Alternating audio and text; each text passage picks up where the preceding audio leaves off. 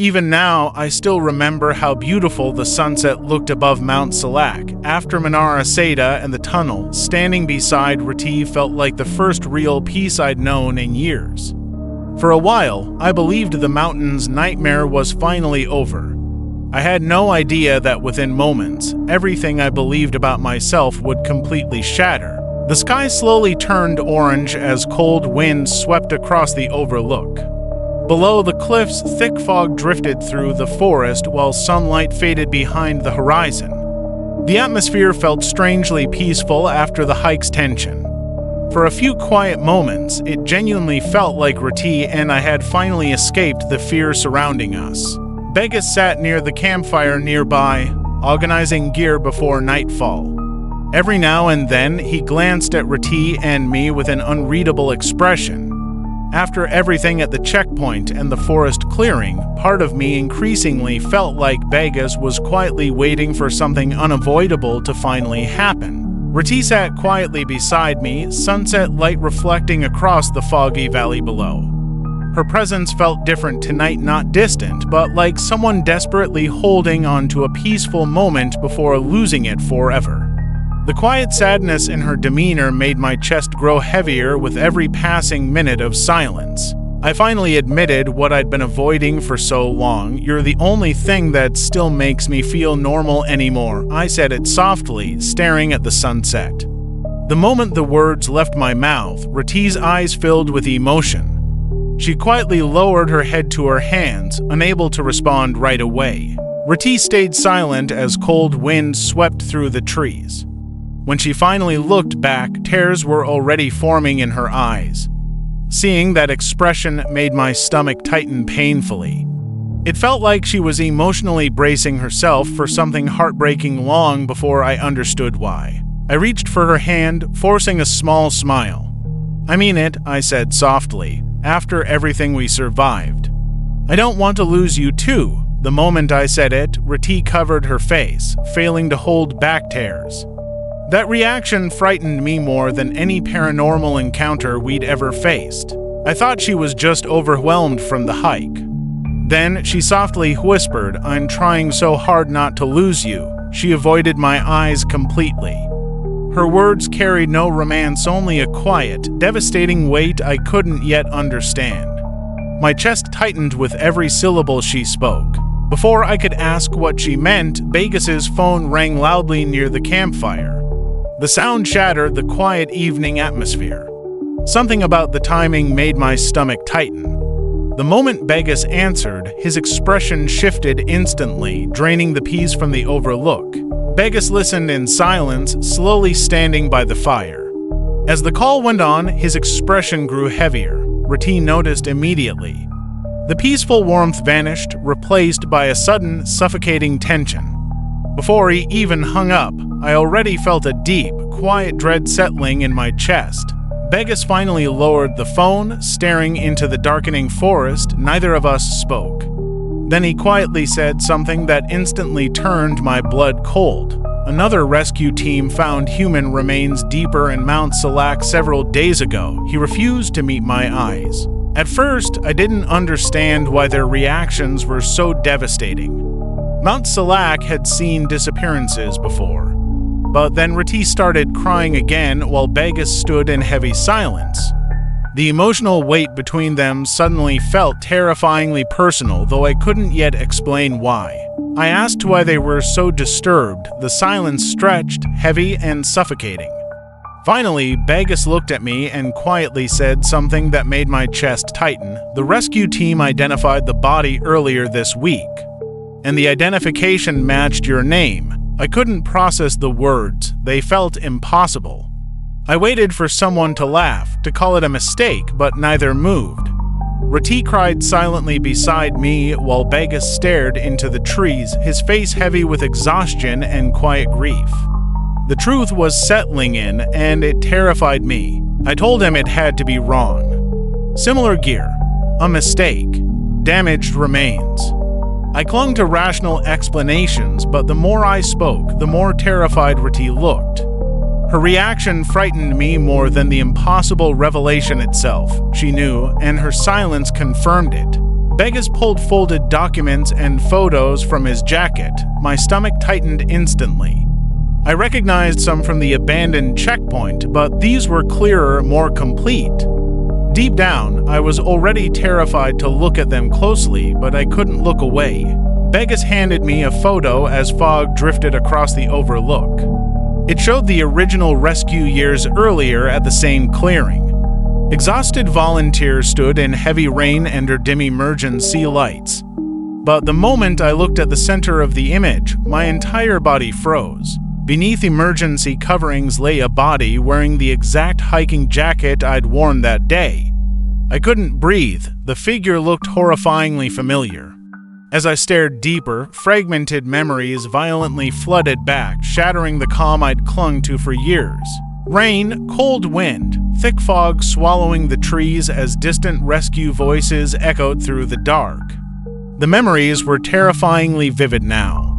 I remembered falling, I remembered pain, but worst of all, I realized I never remembered leaving the mountain. My memories just skipped to being alive again later. I froze, the photo shaking violently in my hands. Ratih moved closer, silent tears falling down her face. The quiet terror in her eyes frightened me more than the image itself. It felt like she'd been emotionally preparing for this exact moment long before we ever returned to the mountain. I asked how they could identify remains after all these years. Begas stayed silent for a moment, then explained recent heavy rains had caused a landslide, exposing the body. Hearing that made my chest tighten painfully.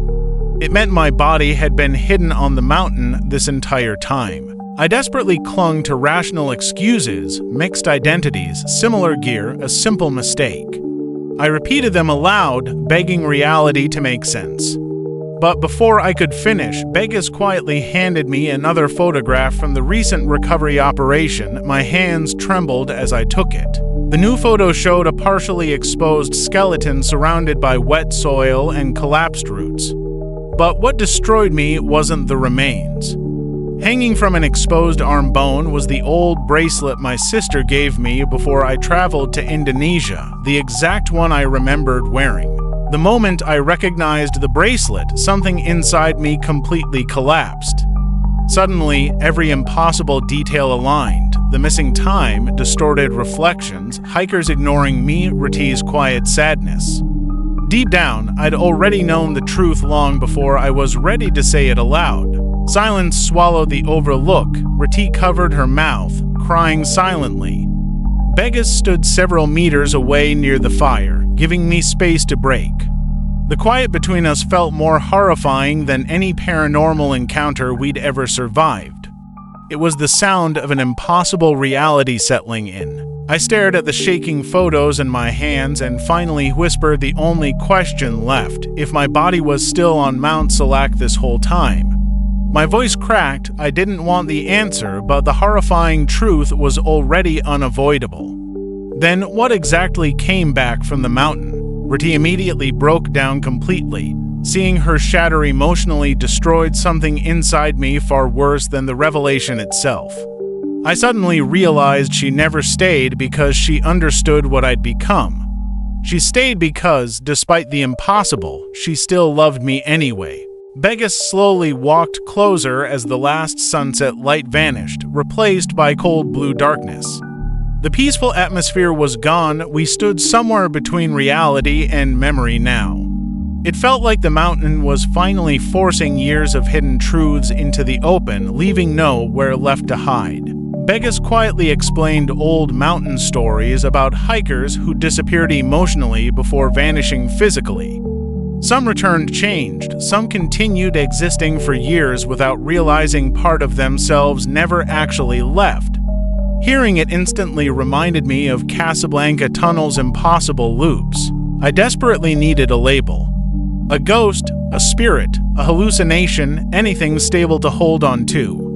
But Begas just stared into the fog and softly shook his head. I don't think anyone fully understands what Mount Salak does to certain people, he admitted.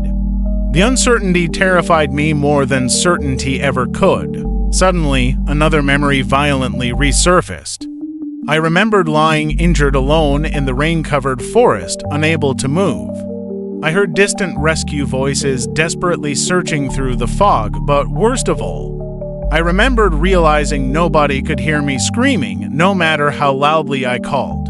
That memory made my body go cold. It felt less like remembering survival and more like remembering being slowly left behind by reality itself.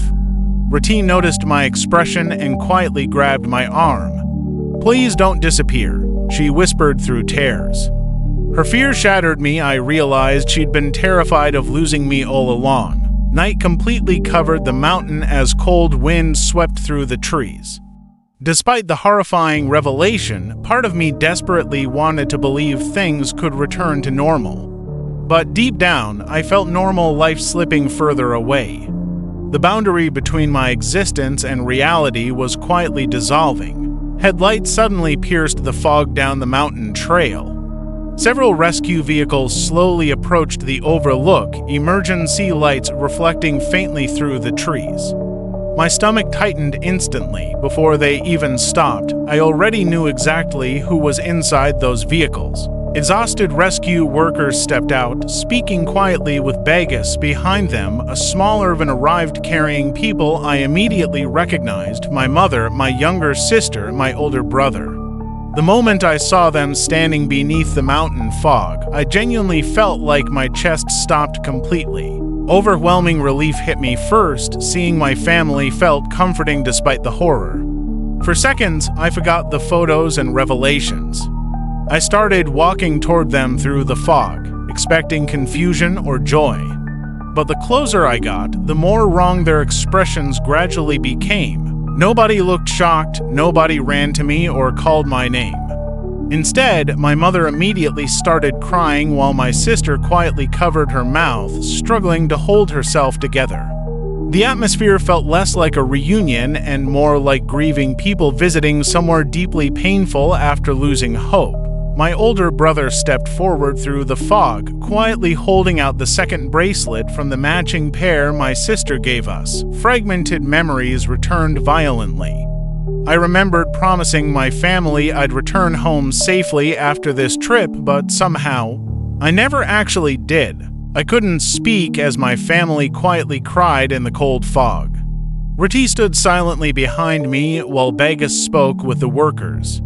The devastation no longer felt surreal, it felt horrifyingly real.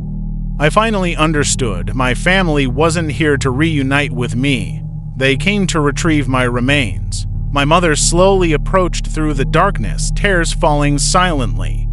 For a moment, it looked like she wanted to hug me after all these years. But she stopped herself halfway, quietly lowering her head instead. That hesitation destroyed me more painfully than any supernatural revelation in the series. Even now, I don't fully understand what Mount Salak allowed me to become. Maybe part of me survived emotionally. Maybe the mountain refused to let me disappear. Or maybe something else came back believing it was still me. But standing there beside Ratih and my grieving family, I finally understood. Part of me never left. For long seconds, silence swallowed the overlook. Cold winds swept through the trees as rescue lights reflected off heavy fog. Ratih cried quietly by the fire while my sister avoided looking at me. The quiet devastation confirmed it. Everyone there had already accepted a truth I was still struggling to grasp. A rescue worker approached Vegas carrying sealed evidence bags from the recovery site. My stomach instantly tightened. Even from a distance, I recognized the objects inside: my damaged passport, the old camera I lost during the original incident, even the broken flashlight from that storm. I desperately tried convincing myself it was still a mistake. Maybe someone found my belongings near another body. I clung to logic, begging reality to hold. But before I could deny it again, my brother quietly whispered, "We already confirmed the DNA before coming here." The last of my resistance shattered. The moment he spoke, the mountain felt emotionally distant. Like reality itself had thinned, I couldn't process anything anymore. The vehicles, my grieving family, Ratih's tears, even my own standing figure felt unreal. If DNA confirmed my remains days ago, logically, I shouldn't even exist here at all. Suddenly, another memory violently resurfaced. The exact moment the storm hit years ago. Heavy rain, collapsing trail. Rocks breaking beneath my feet before everything vanished into darkness. This time, the memory didn't stop before the fall. I finally remembered hitting the ground and the overwhelming pain afterward. I remembered dragging myself through the rain-soaked forest, hearing rescue voices above me through the fog. I screamed for help while blood soaked my jacket in the freezing cold, but worst of all, I remembered the rescue team walking right past me without reacting, like nobody could see or hear me anymore. That memory broke me far more than finding the body ever could. Suddenly, it all made sense. Why hikers ignored me. Why the waitress only spoke to Ratih. Why reflections looked wrong. Why the tunnel felt disconnected. Part of me truly never returned from Mount Salak, and I think Ratih realized it long before I did. I finally asked Ratih the question I'd been terrified to voice: how long have you known? Hearing my own words made my chest unbearable. She stayed silent, tears falling in the cold fog. Then she softly answered, "I didn't want it to be true." Those 4 words completely shattered me. Ratih quietly explained that after Narration and the tunnel, she started noticing impossible things around me. Distorted reflections, people unconsciously avoiding eye contact. GPS routes glitching near places connected to the mountain. Hearing her describe it all made every strange moment align into one unbearable truth. At first, she convinced herself trauma and paranormal exposure were just affecting us mentally. But days before returning here, Begas contacted her about the recovery operation. The moment she said that, I understood. She didn't bring me back to heal. She brought me here to finally help me remember the truth. I stood silently beneath the fog as cold wind swept past the rescue vehicles. The devastation inside me no longer felt like fear. It felt like grief for my family, for Ratih, for the future I genuinely believed I still had. Every hope I'd carried since Mount Salak suddenly felt painfully impossible. My sister slowly approached through the fog, clutching the matching bracelets in shaking hands. Seeing her cry hurt more than discovering my own death. Part of me still expected a hug, normal conversation, reassurance. Instead, she simply whispered through tears, and it completely destroyed me. "We never stopped looking for you," she whispered beneath the cold mountain wind. Those words triggered violent memories, my family repeatedly calling my phone after the incident. Hearing distant ringing echo through the endless forest trails while I wandered alone. I never understood why nobody could ever reach me. A rescue worker quietly told Begas they needed to transport the remains before sunrise. Hearing someone casually discuss my body nearby felt emotionally impossible, like reality no longer belonged to me. Meanwhile, Ratih stood beside me, holding my hand tightly as tears fell silently down her face. I softly asked Begas if whatever I'd become would disappear now that my body was found. He stared into the heavy fog, then quietly admitted, "I honestly don't know." Nobody really understands what Mount Salak allows certain people to become. His uncertainty left me deeply unsettled. As night deepened, the atmosphere grew stranger. Fog thickened around the vehicles, while distant forest sounds vanished completely. I increasingly felt disconnected from the world surrounding me. Like reality itself was thinning around my existence now that the truth had finally surfaced. Through the heavy fog, I briefly noticed a motionless silhouette standing deeper in the forest. It reminded me of the campsite entity from the previous night. But this time, it didn't feel threatening. It felt familiar. Like another unfinished presence trapped somewhere between memory and reality. Ratih quietly asked if I regretted returning to Mount Salak with her after everything. Despite the unbearable devastation, my answer hadn't changed. Coming back finally allowed me to understand why she always looked so terrified of losing me throughout the entire journey. I shook my head and softly answered, "No. I think part of me always needed to come back here eventually. I held her hand tighter. The moment I said it, Ratih broke down completely. Deep down, we both already understood what that answer truly meant.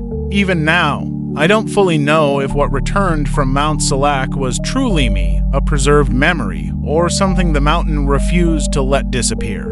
But I slowly realized the scariest part of existential horror isn't death. It's continuing to exist without realizing part of you already belonged somewhere else.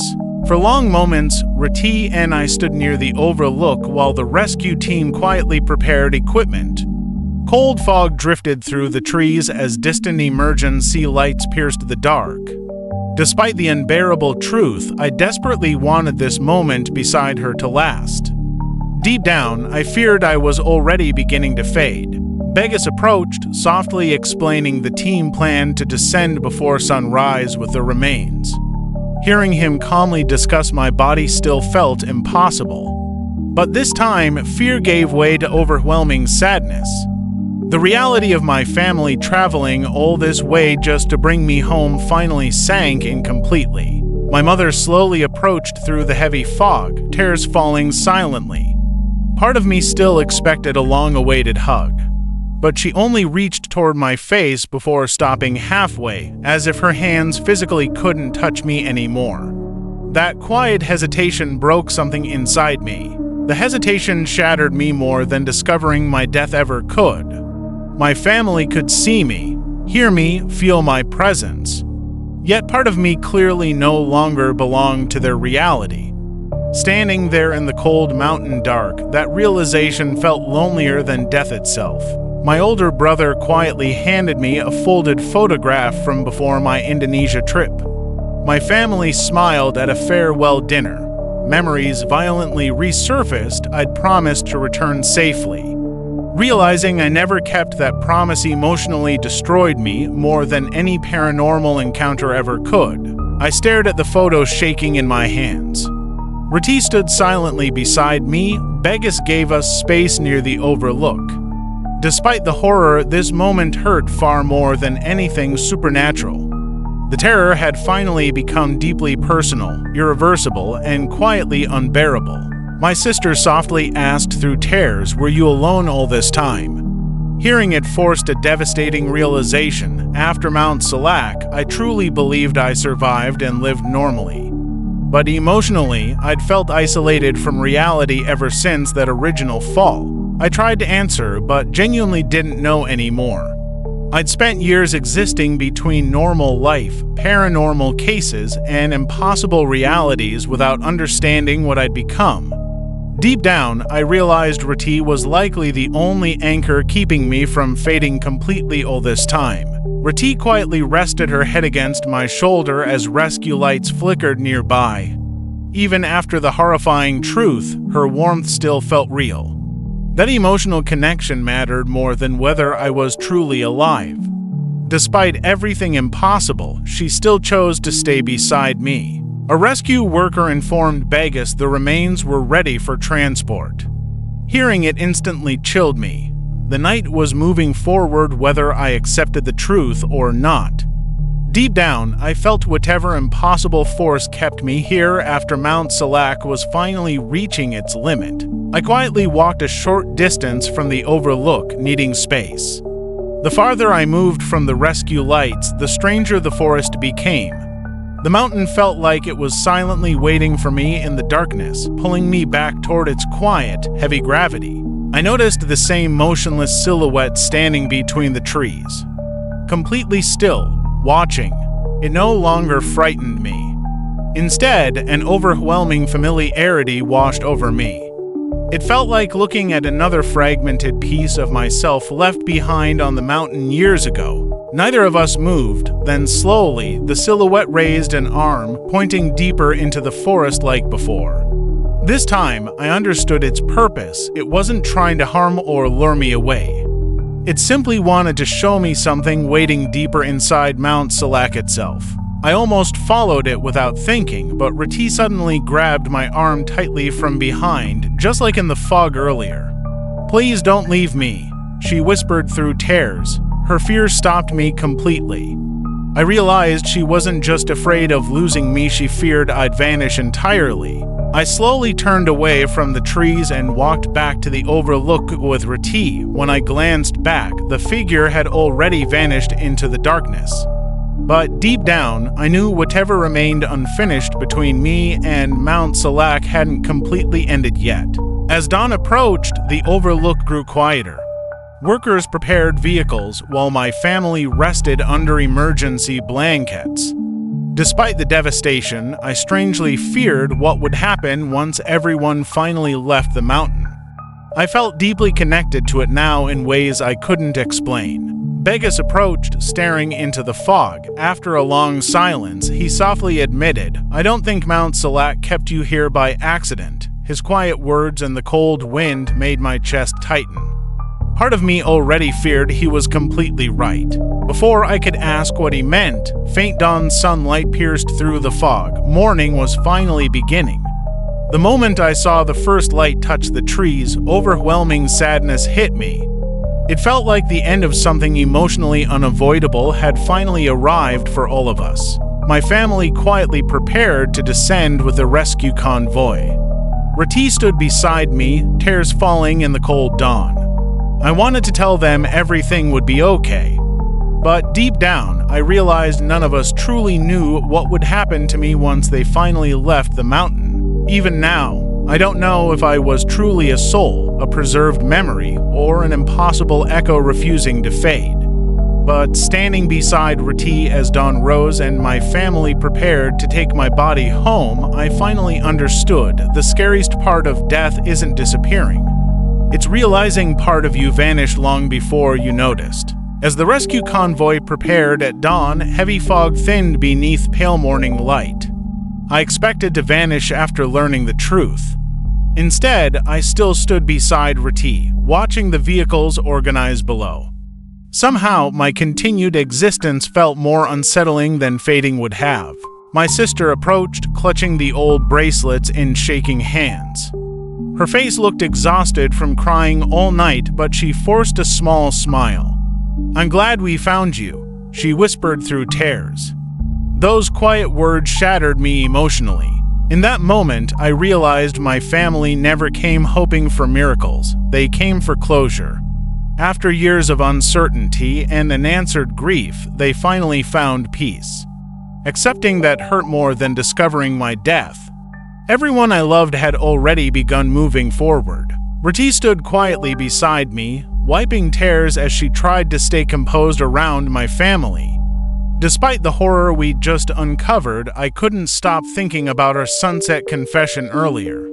That quiet moment before everything collapsed felt like a lifetime ago. I softly asked Ratih if she regretted ever meeting me after everything between Mount Salak, Narration, and the tunnel. She stayed silent, staring at the foggy valley below. Then she shook her head, even if none of this was supposed to happen. "I'd still choose you again." Her words broke me all over again. Despite my impossible existence, she still spoke to me like I was human. Like I still mattered. Deep down, I realized I didn't fear disappearing because of death. I feared losing the people who still remembered me enough to keep me here. As sunrise brightened the forest, the mountain's heavy atmosphere began weakening. The fog thinned, the unnatural silence faded. Even the lingering emotional pressure lifted. It terrified me. Deep down, I felt the mountain itself was quietly letting me go. Suddenly, I noticed something disturbing. My reflection no longer appeared properly in a rescue vehicle's side mirror. At first, I blamed exhaustion, but staring longer, the truth became clear. Ratih's reflection was perfect, mine faded in and out like weak static. I froze, staring at the distorted mirror. Ratih quietly grabbed my hand and whispered through tears, "You're starting to disappear." Hearing those words aloud felt far more terrifying than discovering my remains ever did. The inevitable was finally beginning. I tried denying it, blaming grief and lack of sleep, but then I noticed something worse. Cold morning sunlight began passing unnaturally through parts of my hands. The moment I saw it, genuine fear overwhelmed me completely for the first time since the revelation. Ratih broke down again. Begus approached quietly. The sorrow in their expressions was unbearable. Neither knew how much time I had left. I finally understood. Whatever impossible force kept me existing after Mount Salak was slowly collapsing, my time was running out. Begus softly explained old mountain stories. Unresolved spirits sometimes linger until emotional closure arrives. Hearing it hollowed my chest. Returning here, finding my body, reuniting with family, confessing to Ratih, it all felt less like coincidence and more like inevitability. My mother approached again, tears falling in the pale dawn. This time, she didn't hesitate. She reached forward and gently touched my face for a few seconds. Despite my fading existence, her warmth felt completely real. In that moment, I finally stopped being afraid. My family quietly prepared to leave with the convoy. Ratih held my hand tightly as parts of my body grew increasingly translucent. The devastation around us no longer felt horrifying, it felt heartbreakingly peaceful. Like everyone finally understood, even if I still couldn't. Just before the convoy departed, my sister turned back through tears and asked, "Will we ever see you again?" The question made my chest unbearably heavy. Deep down, I genuinely didn't know the answer. That uncertainty felt far more terrifying than death itself. I stood silently as distant engines echoed around the mountain road. Then I forced a small smile toward my family. "I honestly don't know," I quietly admitted. My sister immediately cried again while my brother gently guided them toward the vehicles. The rescue convoy slowly descended, carrying my remains away through the morning fog. Watching them disappear felt emotionally surreal. For the first time since the original incident, I finally understood. My real life ended on Mount Salak years ago. Everything after was just unfinished existence. As the last vehicle vanished below, only Ratih, Begus, and I remained near the overlook. The mountain suddenly felt emptier, but the heavy emotional pressure around me began lifting. Like years of unknowing grief had finally been released from the forest completely. Ratih stepped closer and wrapped her arms around me tightly. Despite my fading form, I could still feel her warmth. For a few quiet moments, the world disappeared. No rescue teams, no horror. Just Ratih crying against my chest, desperately trying not to lose me. Even now, I don't fully understand what Mount Salak did to me. Maybe I died that night and refused to fade. Maybe the mountain preserved me. Or maybe some places simply won't let certain people leave. But I learned one terrifying truth: the scariest part of death is not realizing it already happened. If you enjoyed this episode of Nusantara Nocturne, don't forget to subscribe for more Indonesian urban legends, existential horror stories, paranormal investigations, liminal horror, and psychological horror inspired by real locations across Indonesia. Honestly, after everything that happened on Mount Salak, I still don't know whether what returned from the mountain years ago was truly me, or simply something that carried my memories long enough to believe it was still alive afterward. And somehow, that possibility still terrifies me more than death itself. Let me know in the comments what you think actually happened on Mount Salak. Do you believe the mountain preserved part of my existence somehow? Or do you think Ratih and Begus were interacting with something that should have disappeared years ago? And if you haven't watched the previous episodes yet, you can start from episode 1 to follow the complete story surrounding Mount Salak, Menara Seda, Casablanca Tunnel, and the strange reality distortions that slowly connected everything together afterward. Until next time, stay safe, and if you ever survive a place that feels emotionally impossible to leave behind, make sure a part of you didn't stay there without you realizing it first.